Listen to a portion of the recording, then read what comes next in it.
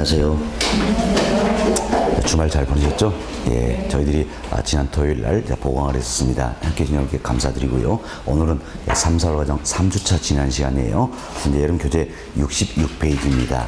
예, 66페이지 보시면 2절 공급 이론이다 소개되어 있죠. 이 부분부터 말씀을 좀 드리도록 하겠습니다. 사실 저희들이 지난주에 부동산 수요에 대해서 말씀을 드렸어요.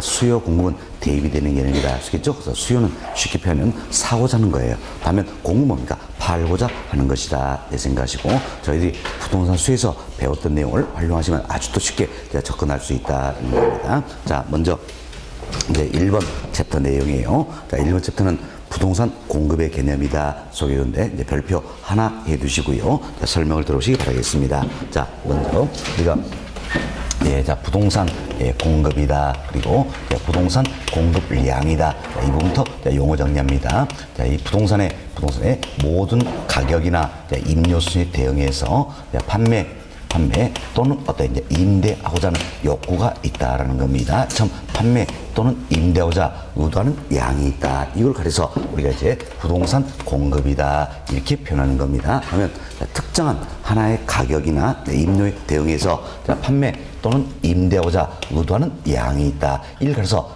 부동산 공급량이다 이렇게 표현하는 겁니다. 그리고 공급도 마찬가지예요. 모든 가격이나 임료를 대상한다면 뭡니까? 공급.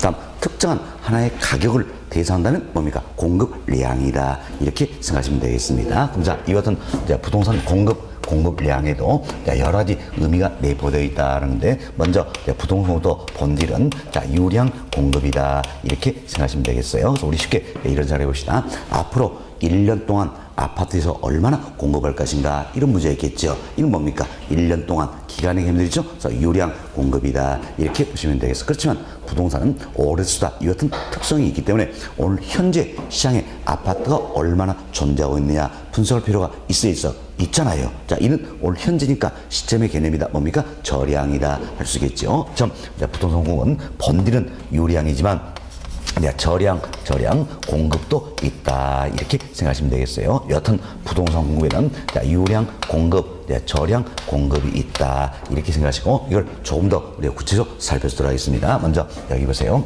우리 부동산 공급을 분류하는 것도 아주 다양합니다. 먼저 우리가 이제 신규 공급과 기존 공급으로 나눠볼 수 있겠죠. 이때 기존 공급은 흔히 우리가 재고 공급이다 이렇게도 표현하는 겁니다. 근데 신규 공급에서는 우리 아파트를 대선다면 쉽게 생각하자는 이야기예요. 아파트를 새로 져서 시장에 내놓겠다. 이게 뭡니까? 신규 공급이다 할 수 있겠죠. 우리 같은 신규 공급은 누구에서 이루어집니까? 바로 개발업자라든지 건설업자 이 같은 생산자에 의해서 이루어진다 할 수 있겠죠. 하면 또 우리 이런 생각을 해보죠. 자, 내가 가지고 있는 아파트를 팔기 위해서 시장에 내놓을 수 있잖아요. 이게 바로 뭡니까? 기존 공급이다 또는 재고 공급이다 생각하시면 되겠죠. 일단 기존 공급은 누구에서 이루어집니까? 바로 기존 부동산의 소유자에 의해서 이루어진다는 겁니다. 따라서 부동산 공급에는 신규 공급뿐만이 아니라 기존 공급도 있기 때문에 부동산 공급자도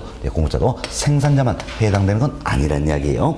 생산자뿐만이 아니라 기존 부동산의 소유자도 공급자가 될 수 있어요, 없어요? 있다라는 겁니다. 결국 부동산 공급자에는 생산자뿐만 아니라 기존 부동산 소유자도 포함이 된다 이렇게 생각하시면 되겠습니다. 다음은 우리가 이제 부동산 공급을 단기 공급과 장기 공급으로 구분을 해볼 수가 있다는 겁니다. 근데 우리가 단기, 장기 이 개념부터 이해하셔야 되는데, 이제 학문에서 이야기하는 단기, 장기 이 개념은 6개월, 1년 이런 의미가 아니에요. 이런 의미가 아니라 신규 공급을 기준으로 한다는 겁니다. 그래서 신규 공급이 이루어질 수 없는 짧은 기간이 뭡니까? 단기, 신규 공급이 가능한 충분히 긴 기간 장기 이렇게 표현하는 겁니다. 그래서 단기는 신규 공급은 이루어질 수 있어요, 없어요? 없다라는 겁니다. 그래서 단기 공급은 결국 뭐냐니까 기존 공급을 의미한다라는 겁니다. 반면 장기는 신규 공급이 가능하죠. 장기 공급은 신규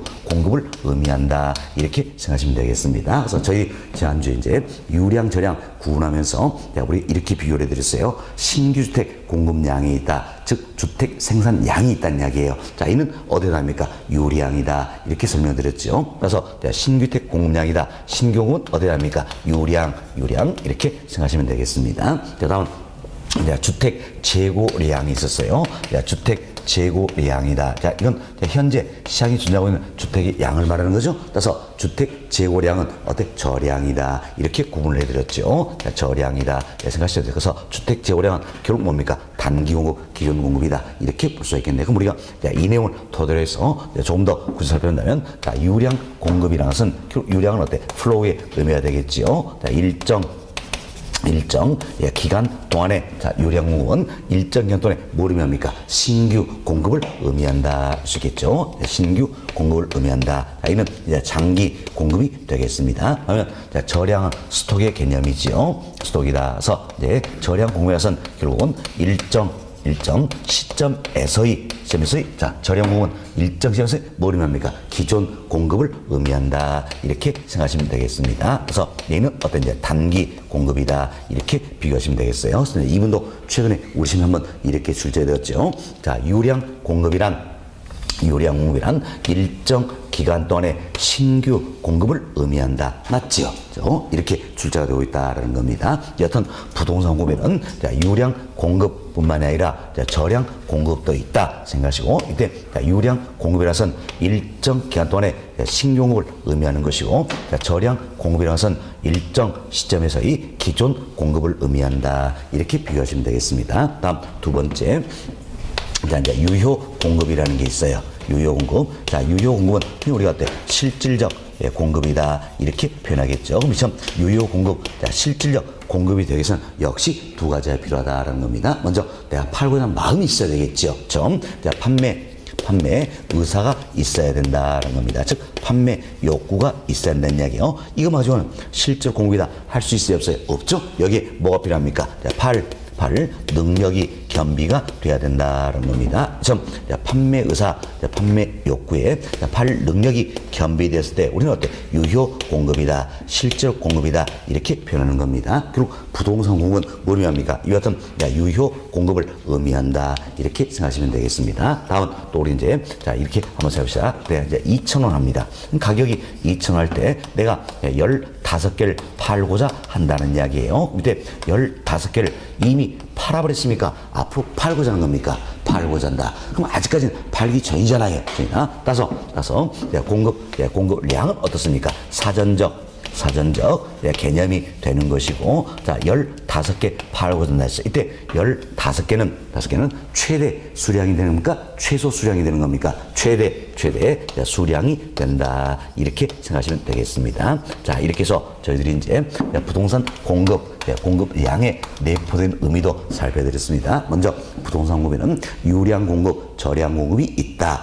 유효 공급을 의미한다. 사전적 개념이다. 최대 수량이다. 이렇게 정리하시면 되겠습니다. 자, 우리 지난주에 수요도 말씀을 드렸었죠. 그래서 부동산 수요량에도 내포된 의미가 있죠. 또 한번 비교해야 되겠습니다. 그래서 부동산 수요에도 역시 본질은 유량이지만 저량 수요 있다 그랬죠. 그래서 유량 수요, 저량 수요라는 게 있다. 부동산 수요는 유효 수요, 실적 수요를 의미한다. 사전적 개념, 최대 수량이다. 이렇게 해서 비교하시면 되겠습니다. 됐습니다. 자, 그래서 이제 1번 챕터 부동산의 공급의 개념이다. 이분 다 말씀을 드렸고요. 다음 3번 챕터로 넘어갑니다. 67페이지예요. 자, 67페이지 3번 챕터 보시면 부동산 공급의 종류다 소개했는데, 부동산 공급을 분류목이 아주 다양하다는 겁니다. 그래서 우리가 먼저 신규 공급과 기존 공급이다 분류를 해드렸죠. 다음 단기 공급과 장기 공급이다 분류를 해야 되는데, 이분은 조금 더 구체로 이야기 좀 드리도록 하겠습니다. 자, 먼저 우리가 예를 합시다. 단기 공급은 뭘 있습니까? 기존 공급. 장기는 신규 공급을 의미했다 생각하시고, 이제 단기 공급성과 장기 공급성을 그려보자라는 겁니다. 그런데 이제 여기 보세요. 자, Y축에는 우리가 가격을 설정한다 그랬죠? P, X축은 양이다. 그래서 이제 P, Q, 좌표 평면상에서 가격이 P0였습니다. P0였을 때 공급량은 Q0다. 그럼 P0와 Q0 연결시켜서 우리가